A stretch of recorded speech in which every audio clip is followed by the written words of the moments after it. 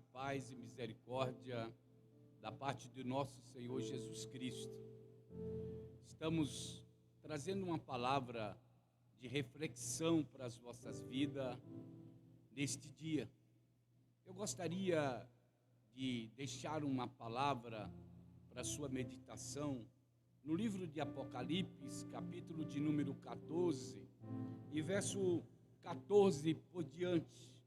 Uma palavra da parte de Deus, que diz: olhei e vi uma nuvem branca diante de mim, e sobre a nuvem estava assentado alguém semelhante a um filho do homem, com uma coroa de ouro sobre a cabeça e uma foice afiada à mão. Então outro anjo saiu do santuário e clamava em alta voz o que estava sentado sobre a nuvem: passa a tua foice e ceifa, porque o tempo da ceifa chegou, pois a terra está madura para a colheita. Assim, aquele que estava sentado sobre a nuvem passou a sua foice pela terra, e a terra foi ceifada. Esta é uma palavra para a sua meditação nesta tarde. Uma palavra que traz a nós uma reflexão nesta tarde. Nós estamos vivendo dias difíceis. Nós estamos passando por uma doença que afeta todo o globo terrestre. Uma doença que não escolhe pobre, rico, preto, asiático, classe social, raça. Não escolhe qual é a sua religião, mas uma doença que tem afetado toda a terra. Nós vivemos um momento em que as nações se levantam um contra as outras. Milhares de vidas estão se perdendo nesse globo terrestre. Vidas estão sendo ceifadas, vidas estão sendo tiradas da sua família. Milhares de famílias estão enlutadas com a morte dos seus entes queridos. Milhares de famílias estão chorando a dor de perder seu ente querido. Isso acontece em todo o globo terrestre, na cidade, no interior, na capital, estado, Brasil, fora do Brasil. As guerras estão se levantando. As nações não se entendem mais. A pergunta hoje para reflexão: qual o papel da igreja num momento tão difícil como este? O que será que você está pensando nesse momento, trazendo para remoer na sua ideia? Onde está Deus? Por que tudo isso está acontecendo no meio da humanidade? Por que tudo isso está acontecendo no meio da igreja? Nós vivemos também no meio da religião momentos de apostasias. Nós vivemos momentos difíceis em pregar um evangelho único e verdadeiro, uma única finalidade: pregar que Jesus Cristo, Ele está voltando para buscar a sua igreja, para buscar o seu povo, para arrebatar a sua igreja. Mas o mundo está brincando de Deus. O mundo está querendo determinar a vida do ser humano. O mundo está vivendo em uma completa ruína nos últimos tempos. A igreja tem se esfriado, não crê mais que Deus cura, que Deus batiza com o Espírito Santo, que Deus renova, que Deus transforma. Nós estamos aqui trazendo uma palavra, mas uma palavra de esperança, uma palavra de mudança, uma palavra para a própria igreja de Cristo. Volte ao primeiro amor, volte ao arrependimento, volte à verdadeira adoração. Igreja cheia, e a igreja também vazia, cheia de crentes, cheia de pessoas, vazia de espiritualidade. Hoje, a igreja está numa apostasia, que para trazer o irmão chorar na igreja, ou sentir algo, ele tem que montar um verdadeiro teatro dentro da igreja. Enquanto é suficientemente apenas uma palavra cheia da graça, ungida, uma palavra verdadeira. E eu quero te chamar nesse dia, nesse momento, eu quero te chamar a refletir aonde você vai morar. Ainda há tempo. Ainda há tempo de se arrepender. Ainda há esperança. A esperança ainda, aleluia, ainda não é o fim. Ainda há tempo. Você deve perseverar, mesmo diante de todas essas lutas, de todas essas dificuldades. Você deve perseverar até o fim. Quando nós lemos esta palavra, nós falamos da segunda vinda de Cristo para a colheita dos justos.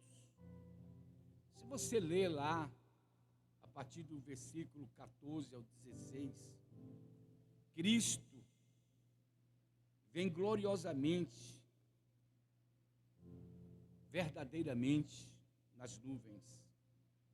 Ele virá novamente, fisicamente, pessoalmente, visivelmente, gloriosamente, vitoriosamente.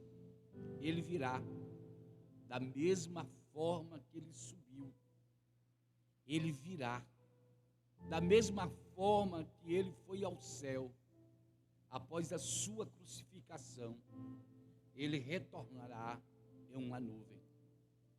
Se você ler Atos capítulo 19, e Atos capítulo 1, verso 9 a 11, ele virá com as nuvens. Apocalipse capítulo 1, verso 7. Cristo está vindo aqui para a colheita das primícias. Ou seja, Cristo está vindo aqui para reunir os seus eleitos. Vale a pena você ainda ter esperança. Vale a pena você ainda esperar. Vale a pena você ainda suportar as dores, as dificuldades, a luta. Eu não sei o que você está passando, mas eu quero dizer a você que vale a pena esperar até o final. Vale a pena. Ele virá para julgar. A coroa de vitória estará em sua cabeça e a foice em sua mão. Ele virá para reunir os seus escolhidos. ele virá para reunir os seus escolhidos dos quatro cantos da terra. Ele virá em nuvem, com uma coroa de vitória, com uma foice em sua mão. Ele virá. Ele vai reunir os seus eleitos. Ele virá à terra, e os quatro cantos da terra vão se reunir. Então, se assentará no trono para julgar. A colheita é o fim do mundo. Cristo está próximo para vir buscar a sua igreja. Cristo está próximo para cumprir a sua promessa de arrebatar a sua igreja desta terra. A colheita é o fim do mundo. Mateus 13 e verso 39. Ele vai julgar essa terra. Mateus 25, 31 a 46. Sabe por quê? A seara, ela está madura. Isso significa que a história desenrola-se sobre a soberania de Deus. Toda a história do globo terrestre está se desenrolando na soberania de Deus. E as suas profecias estão se cumprindo. É momento de você se chegar mais a Deus. É momento de você se chegar mais aos pés do Senhor. É momento de você confessar para Ele os seus pecados, as suas fraquezas, e pedir a Ele misericórdia para com a tua vida. Pedir a Ele que use de misericórdia para com a sua vida. Ainda há esperança. Vamos perseverar. Vamos acreditar. Vamos confiar até o fim, quando Ele virá para buscar o seu povo. A soberania de Cristo ainda se desenrola sobre a face desta terra. Tanto Cristo como os anjos são ceifeiros da última hora. A colheita das primícias é para o Senhor. Os remidos serão reunidos como trigo no celeiro. Mas aqueles que perderam a oportunidade de se render aos pés do Senhor, perderam a oportunidade de se reconciliar com Cristo, será um dia de tormento, será um dia de dor, porque será lançado como joio em uma fornalha. Lá em Mateus 13, capítulo de número 40 a 43. A segunda vinda de Cristo para o castigo final dos ímpios. Quando nós perguntamos, cadê Deus? Quando nós perguntamos, por que a terra chora? Quando perguntamos, por que famílias choram? Quando perguntamos, por que muitas famílias estão de luto? Famílias que choram e abrem o seu coração para Deus, perguntando para Ele, quando virá? Quando virá? Quando será a tua colheita? Aleluia. A ideia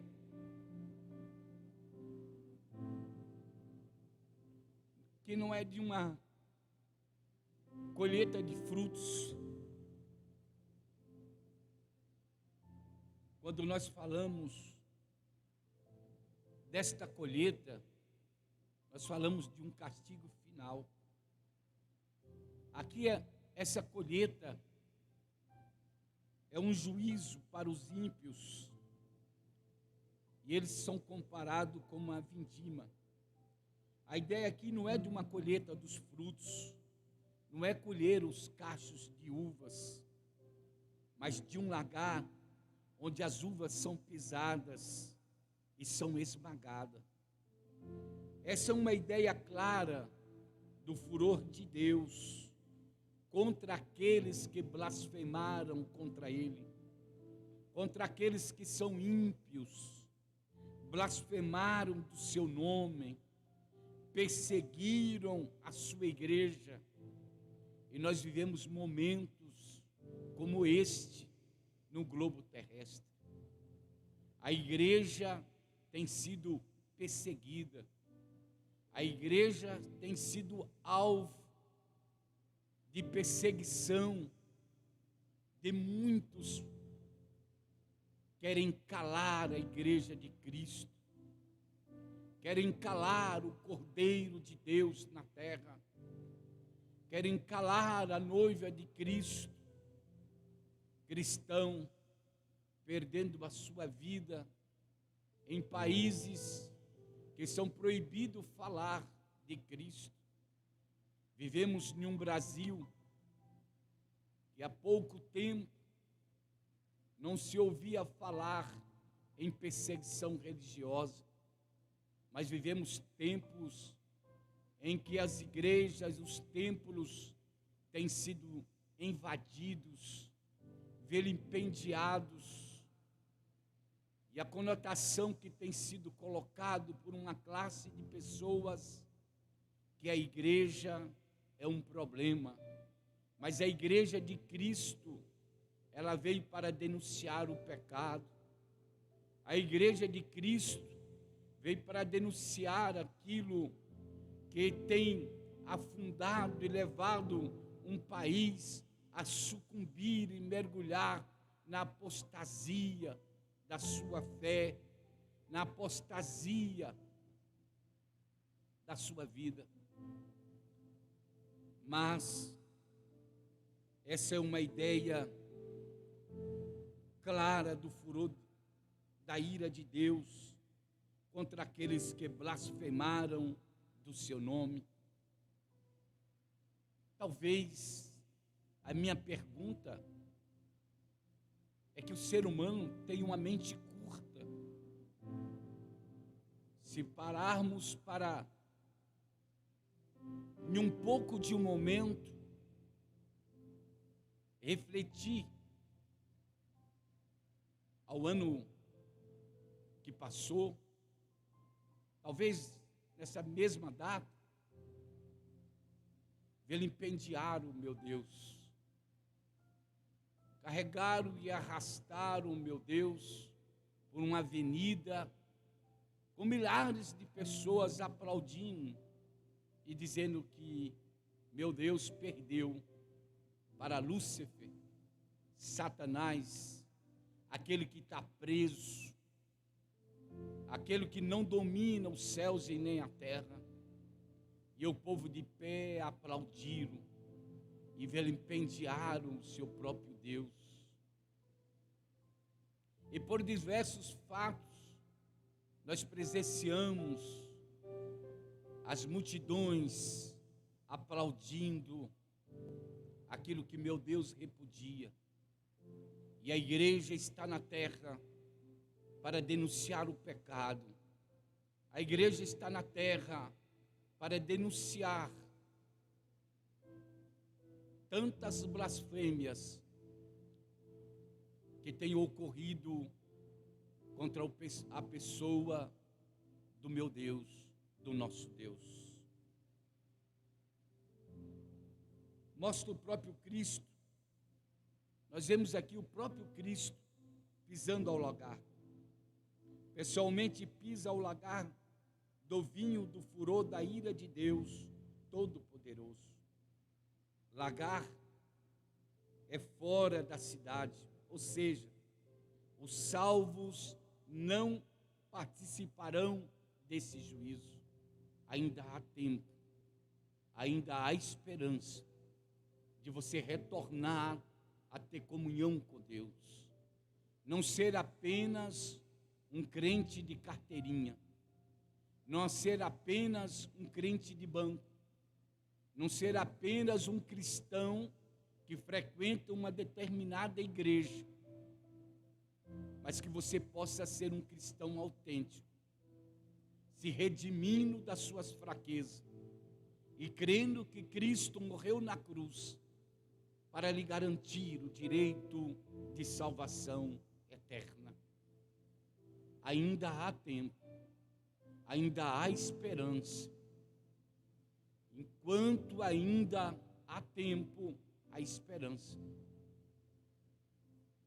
Vamos preservar, vamos nos preservar até o fim, até o final, porque a igreja não passará por estes julgamentos.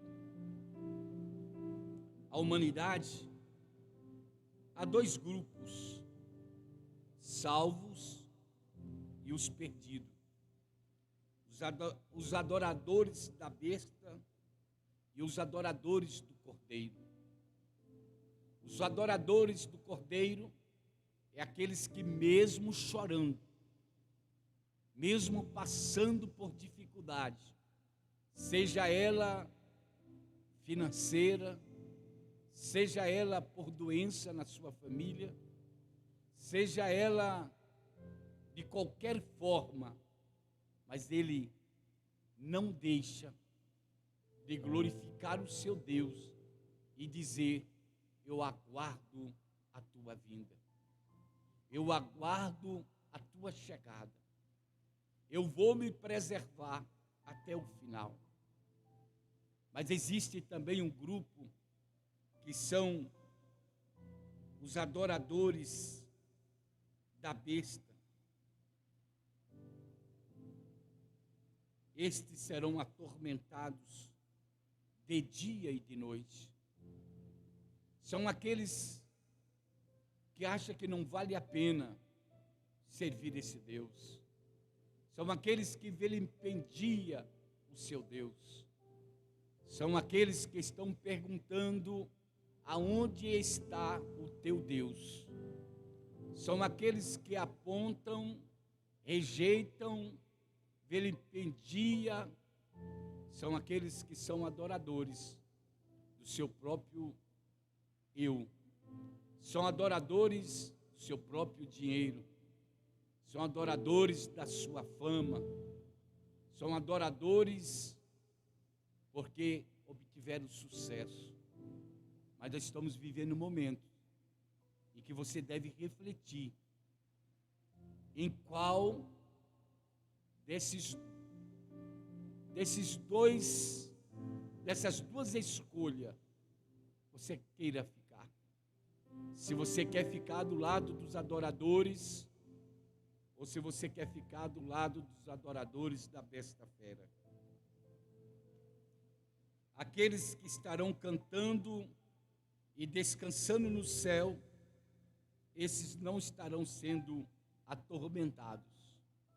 Mas aqueles que apostaram, aqueles que estiveram na igreja, aqueles que frequentaram a igreja, até talvez pastores, profetas, cantores, levitas, aqueles que tinham um cargo importante na igreja, mas não tinha comunhão com Deus, não tinha verdadeiramente sua vida centrada e esperançosa em Cristo, ele vai chorar, porque ele é o joio.